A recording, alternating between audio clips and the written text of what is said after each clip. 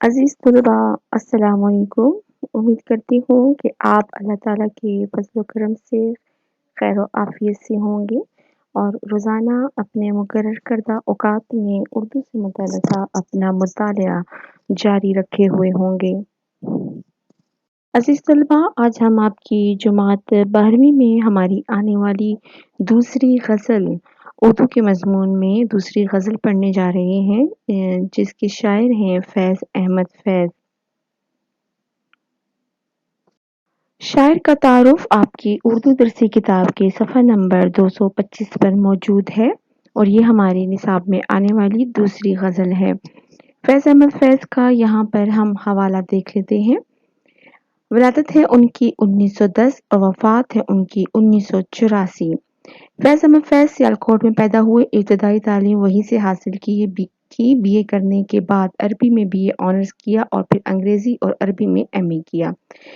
فیض کی عملی زندگی بڑی متنوع اور ہنگامہ خیز تھی۔ کچھ عرصے فوج میں بھی ملازمت کی۔ راولپنڈی سازش کی کیس میں گرفتار ہوئے اور سب کو یقین تھا کہ انہیں پھانسی کی سزا ہو جائے گی، لیکن انہیں 2.5 سال قید کی سزا ملی۔ فیض کا پہلا مجموعہ کلام نقش فریادی کے نام سے 1941 میں شائع ہوا۔ اپنی شاعری اور انسان دوست خیالات کی وجہ سے انہیں لینن امن ایوارڈ بھی ملا۔ ترقی پسند تحریک سے وابستہ شعراء میں فیض احمد فیض کا مقام بہت بلند اور منفرد ہے۔ فیض کو پیکر تراشی میں خاص ملکہ تھا۔ لفظی تصویر کشی میں مہارت رکھتے تھے۔ وہ سراسر جمالیات کے شاعر ہیں۔ انہوں نے نغمگی، امیجری، استعارہ اور تشبیہ جیسے فنی لوازمات کو بڑی ہنرمندی سے استعمال کیا۔ فیض اردو شاعری کی روایات سے بخوبی آگاہ تھے اور فارسی انگریزی شاعری سے بھی واقف تھے۔ ان کی شاعری کا آغاز رومان اور وجدان سے ہوتا ہے، لیکن زندگی کے سخت اور کڑے حقائق جلد ہی ان کی شاعری کی مستقل راہ متعین کر دیتے ہیں۔ ذاتی دکھ کے علاوہ عالم انسانیت کے رنج و الم اپنے اندر محسوس کرتے ہیں اور یہ ان کی شاعری محبت اور حقیقت کا حسین امتزاج بن جاتی ہے۔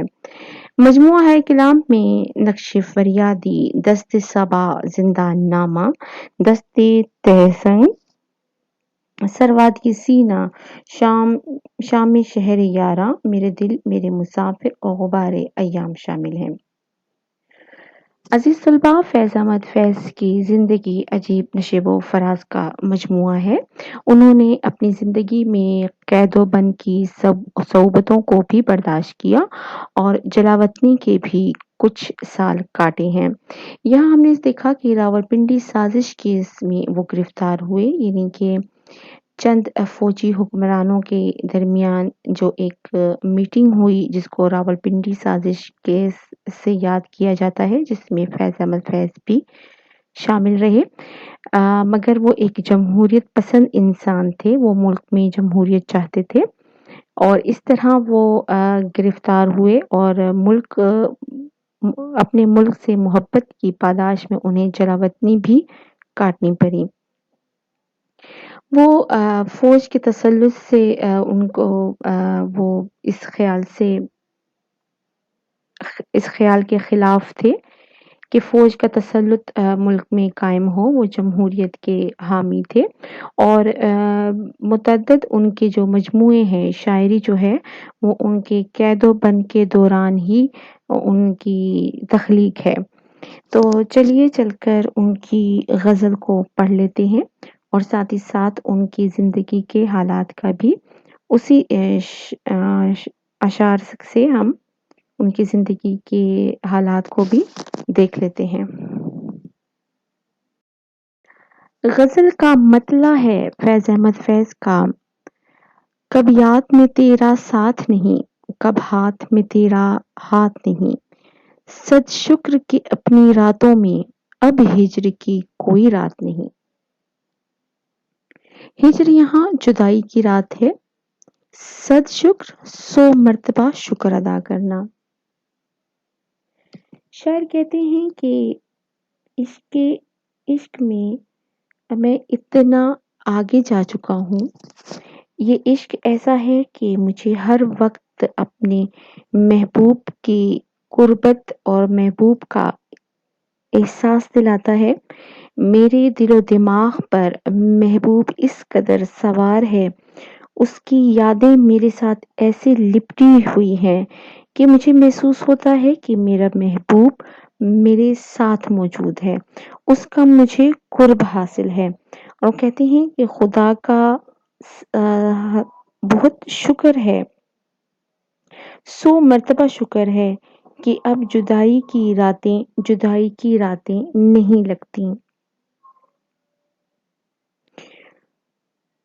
ہم دیکھتے ہیں کہ جس طرح ایک عاشق اپنے محبوب کی یادوں میں ہر وقت اس کے خیالوں میں کھویا رہتا ہے، تو یہاں وہ کہتے ہیں کہ ہر وقت میری یادوں پر، میرے عقل پر، میرے شعور میں، میرے ذہن میں، میرے خیالات میں محبوب کی موجودگی ہے۔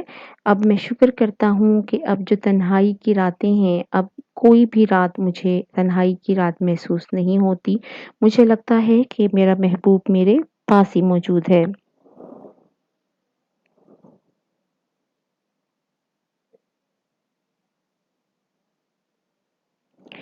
اسی طرح اگر ہم دیکھیں تو فیض کی شاعری کا مجموعہ بھی ہمیں یہ بات ہمیں دیکھنے کو ملتی ہے کہ محبوب سے مراد وطن ہے، یعنی کہ جس طرح کے فیض احمد فیض کو اپنے ملک سے، اپنے وطن سے جو محبت تھی، جو الفت تھی، تو انہوں نے زیادہ تر زندگی بھی اپنی قید و بند اور جلا وطنی میں گزاری ہے، اور اس لیے وہ واپس اپنے ملک میں آنے کے لیے بھی تڑپا کرتے تھے۔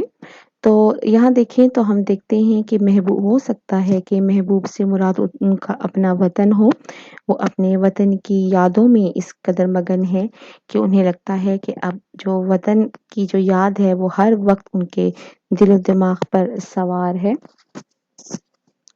مشکل ہے اگر حالات وہاں، دل بیچ آئیں جاں بیچ آئیں، دل والو کوچے جانا میں کیا ایسے بھی حالات نہیں۔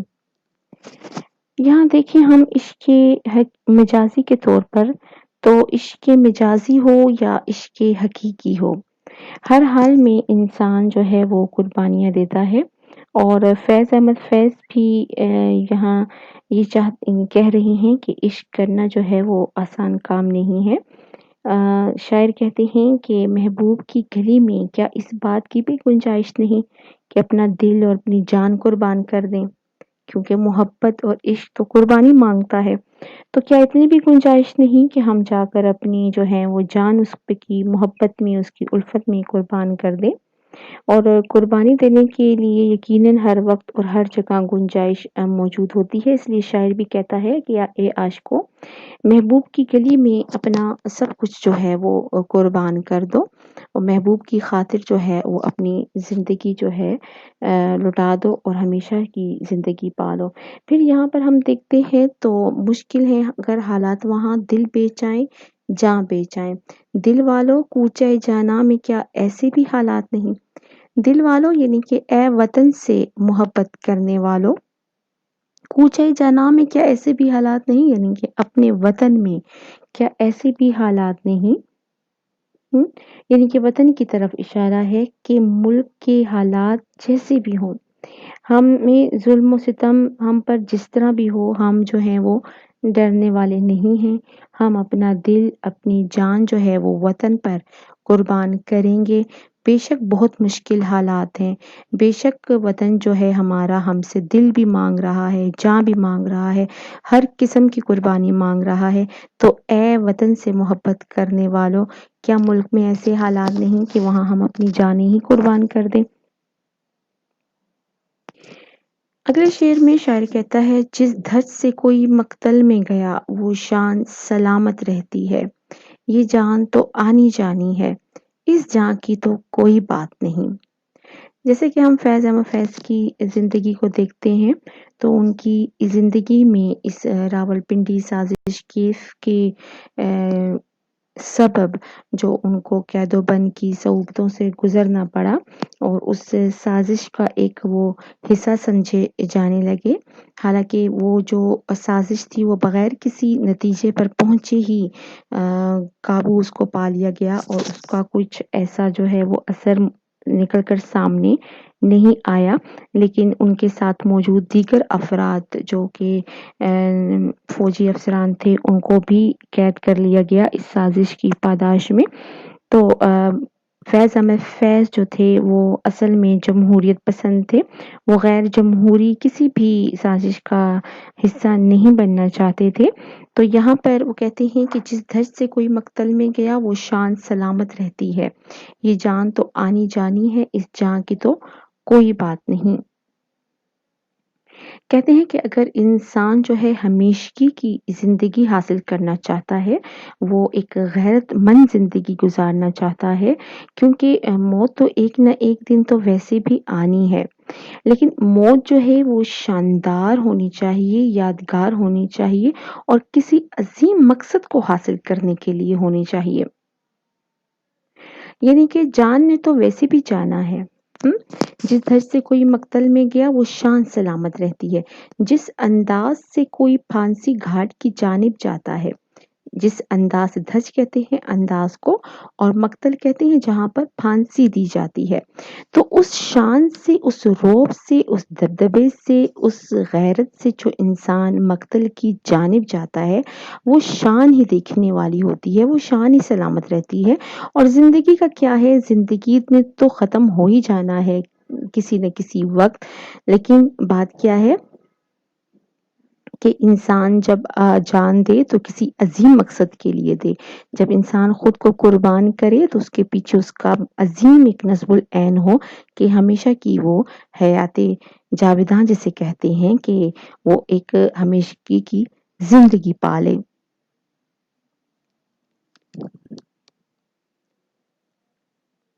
میدان وفا دربار نہیں، یا نام و نسب کی پوچھ کہاں، عاشق تو کسی کا نام نہیں، کچھ عشق کسی کی ذات نہیں۔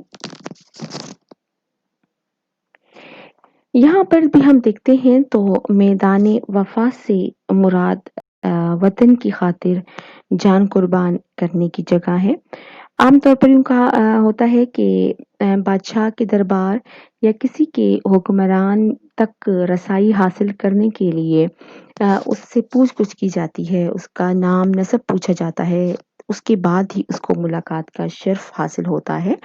تو کہتے ہیں کہ میدان وفا دربار نہیں، یا نام و نسب کی پوچھ کہاں، یعنی کہ وفا کا جو میدان ہے وہ کوئی ایسا دربار نہیں ہے جہاں پوچھا جائے کہ کون کہاں سے تعلق رکھتا ہے۔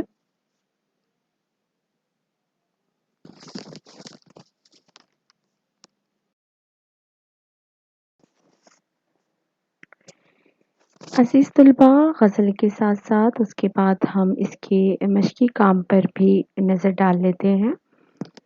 یاد رہے کہ تمام تحریری کام کے آپ کو نوٹس مہیا کیے جائیں گے۔ یہاں پر پہلا سوال ہے آپ کے پاس کہ اس غزل کے قوافی لکھیں، یعنی کہ ہم کافی الفاظ ہیں وہ آپ جانتے ہیں کون سے ہوتے ہیں، آپ نے اس کو دیکھنا ہے۔ کوچے جانا، میدان وفا، نام و نسب کون سے مرکبات ہیں؟ کوچے جانا، جانا کا کوچا تو کا آ رہا ہے، حرف اضافت ہے تو مرکب اضافی ہے۔ میدان وفا، وفا کا میدان، ٹھیک ہے، مرکب اضافی۔ نام و نسب، مرکب عطفی واو آ رہا ہے۔ اس غزل میں سے حروف عطف، حروف اضافی اور حروف جار تلاش کر کے لکھیں، وہ آپ خود تلاش کریں گے۔ اس غزل کے کس شعر میں صنعت تضاد موجود ہے؟ ہم اگر اس غزل کا آخری شعر دیکھتے ہیں تو میں آپ کو پڑھ کے سنا دیتی ہوں۔ آخری شعر ہے، گر بازی عشق کی بازی ہے، جو چاہو لگا دو ڈر کیسا، گر جیت گئے تو کیا کہنا، ہارے بھی تو بازی مات نہیں۔ یعنی کہ جیتنا اور ہارنا ایک ہی شعر میں استعمال ہوا ہے، تو جس شعر میں ہم متضاد الفاظ استعمال کرتے ہیں جیسے ہار، جیت، صبح، شام، خوشی، غم، تو اس میں ہم کہتے ہیں کہ وہاں صنعت تضاد کا استعمال ہوا ہے۔ پھر یہاں لکھا ہوا ہے کہ غزل کے مطابق درج ذیل سوالوں کے جواب لکھیں۔ پہلے شعر میں کس بات پر شکر کا اظہار کیا گیا ہے؟ تو ہم اگر پہلا شعر دیکھتے ہیں تو ہمارے پاس پہلا شعر تھا، کب یاد میں تیرا ساتھ نہیں، کب ہاتھ میں تیرا ہاتھ نہیں، صد شکر کہ اپنی راتوں میں اب ہجر کی کوئی رات نہیں۔ تو کس چیز کا شکر ادا کیا گیا ہے کہ اب اپنے ہاتھ میں محبوب کا ہاتھ ہے اور ہر وقت اس کی یاد دل میں رہتی ہے، اور اب تنہائی میں بھی جو محبوب کا جو قرب ہے، محبوب کی جو محبت ہے، محبوب کا جو خیال ہے، وہ ہر لمحے قریب موجود ہے۔ تو اب دراصل حقیقت میں ہجر کی رات جو ہے وہ ہجر کی رات لگتی نہیں ہے، جدائی کی جو رات ہے وہ جدائی کی رات لگتی نہیں ہے۔ اس وجہ سے شاعر جو ہیں وہ شکر ادا کرتے ہیں کہ اب ہجر کی کوئی رات رہی نہیں، کیونکہ محبوب کا ساتھ جو ہے وہ ہر وقت ان کو نصیب ہے۔ پھر ہم دوسرا شعر دیکھتے ہیں کہ دل بیچنے سے کیا مراد ہے۔ شاعر کے مطابق یہاں پر یعنی کہ عشق میں اپنا دل اور اپنی جان جو ہے وہ قربان کر دینی چاہیے، یعنی کہ قربانی ہی محبت جو ہے وہ قربانی مانگتی ہے، چاہے وہ وطن کے لیے ہو یا عشق مجازی ہو۔ تیسرے شعر کے مطابق کس انداز کو دوام حاصل ہے، یعنی کہ کون سا انداز جو ہے وہ ہمیشہ رہنے والا ہے۔ تو اگر ہم دیکھیں تو ہمارے پاس شعر تھا فیض احمد فیض کا، جس دھج سے کوئی مقتل میں گیا وہ شان سلامت رہتی ہے، یہ جان تو آنی جانی ہے، اس جان کی تو کوئی بات نہیں۔ یعنی کہ جس انداز سے انسان قتل گاہ کی طرف جاتا ہے اور اپنی جان کا نذرانہ پیش کرتا ہے اور کسی خاص مقصد کے لیے، کسی خاص نصب العین کے لیے وہ اپنی جان دے دیتا ہے، تو وہ حیات جاوید پا لیتا ہے۔ میدان وفا اور عام زندگی میں کون سی چیز مشترک ہے؟ ہم دیکھتے ہیں کہ شاعر نے کہا کہ میدان وفا دربار نہیں، یا نام و نسب کی پوچھ کہاں، عاشق تو کسی کا نام نہیں، کچھ عشق کسی کی ذات نہیں۔ میدان وفا اور عام زندگی میں جو چیزیں مشترک نہیں ہیں وہ نام و نسب یا نسل یا زبان یا مذہب اور قوم اور قبیلہ، برادری وغیرہ ہیں۔ مطلب عام زندگی میں انہیں اہمیت دی جاتی ہے، عام زندگی میں یہی چیزیں دیکھتے ہوئے انسان کی حیثیت کو دیکھا جاتا ہے، لیکن اگر میدان وفا میں واحد جو شرط ہوتی ہے میدان وفا کے لیے، وہ ایک خالص محبت ہے۔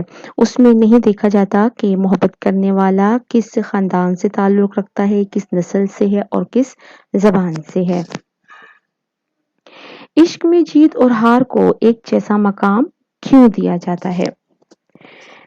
اب ہم دیکھتے ہیں تو ہمارے پاس مقطع کا شعر تھا، گر بازی عشق کی بازی ہے، جو چاہو لگا دو ڈر کیسا، گر جیت گئے تو کیا کہنا، ہارے بھی تو بازی مات نہیں۔ یعنی کہ عشق میں جیت ہے یا ہار ہے، اس کو ایک ہی درجہ دیا گیا ہے، کیونکہ عشق اور محبت جو ہے اس میں انسان جو ہے یا کسی اپنے فائدے کو، اپنے نفع کو، اپنے نقصان کو نہیں سوچتا، وہ صرف جو ہے وہ محبت کرتا ہے، اپنے مقصد کو پانے کی کوشش کرتا ہے، اور اس لیے وہ اس کی جو عشق میں اگر ہار بھی ہوتی ہے تو وہ اس کو جیت ہی کا درجہ دیتا ہے اس کے مطابق۔ ٹھیک ہے، یہاں پر دیکھ لیتے ہیں شعر کا کچھ وضاحت ہے۔ یہاں پر وہ کلام موضوع جو با مقصد ہو، ایک خیال کو ظاہر کرے اور جس کے دونوں مصرے ایک ہی وزن میں ہوں، شعر کہلاتا ہے۔ یعنی کہ دو مصروں پر مشتمل ایسا کلام جس کے دونوں مصرے بھی ایک ہم وزن ہوں اور ایک ہی خیال کے تحت لکھے گئے ہوں، اس کو شعر کہتے ہیں۔ امید کرتی ہوں کہ فیض احمد فیض کی یہ بہت خوبصورت غزل کا مطالعہ بھی آپ گھر میں جاری رکھیں گے۔ عزیز طلباء، جہاں رہیں خوش رہیں، اپنا خیال رکھیں اور ساتھ ہی ساتھ اردو کے حوالے سے اپنا مطالعہ بھی جاری رکھیں، اور مطالعے کے دوران آپ کے پاس اردو لغت کا استعمال بھی ضروری ہے، تاکہ آپ کے پاس نہ صرف ذخیرہ الفاظ ہو بلکہ مشکل الفاظ تک پہنچنے میں کوئی دقت محسوس نہ ہو۔ شکریہ۔